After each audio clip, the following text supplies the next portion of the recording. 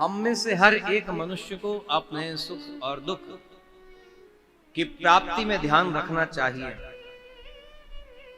कि क्यों प्राप्त हुआ है, क्या प्राप्त हुआ है। यह शरीर भगवान की सेवा के लिए, भगवान के भजन के लिए है। ये नहीं किया, किसी और काम में लगाया, भौतिक सुखों को जोड़ने में लगाया, तो उन सुखों को भोगते भोगते भोगते पाप कर्म कर बैठता और फिर उसका परिणाम भी भोगना पड़ेगा। जैसे जल से कोई स्नान भी कर सकता है, यदि तैरना जानता है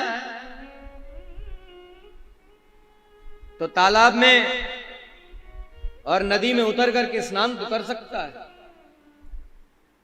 जल पी भी सकता है। लेकिन यदि असावधानी कर बैठा, कुछ गड़बड़ी कर बैठा, तो क्या होगा? डूब करके मरेगा ना। तो ये जल का लाभ है, लेकिन गड़बड़ी की, गलती की तो डूब करके उसी जल में मरना पड़ेगा। जो जल प्राण रक्षक है वही जल क्या हो जाएगा? प्राण को हर लेने वाला हो जाएगा। इसलिए जल के उपयोग के प्रति सदा सावधानी, सजगता रखने की जरूरत है। यही बात समझने की है। अब किसी का प्रारब्ध ऐसा है कि जल में डूब करके उसको मरना है तो मरेगा। इसके लिए कोई दूसरा दुखी हो स्वाभाविक है। संसार में माया के प्रभाव से ग्रसित जीवात्मा दूसरे के लिए दुखी होता है, होगा। लेकिन ऋषियों ने, गुरुजनों ने यही शिक्षा की बात समझाई है कि इससे कैसे बचा जाएगा। इसलिए तो भगवान का चरित्र सुनने कहा गया है।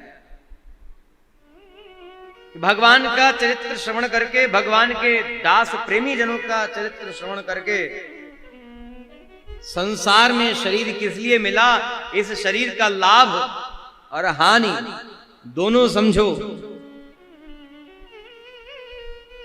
और दोनों समझ करके इस मनुष्य शरीर का उत्तम लाभ लो। पशुओं के समान आचरण करके मनुष्य जीवन को व्यर्थ न बिता दो, और नहीं तो संसार के सुख दुख को भोगते भोगते इसी में डूब करके रहे तो कुत्ते और सुअर के समान स्थिति हो जाएगी। अगला जन्म फिर किसी ऐसी ही योनि में लेना पड़ेगा। इसलिए सावधान किया है। बोलिए श्री सीता रामचंद्र भगवान की जय।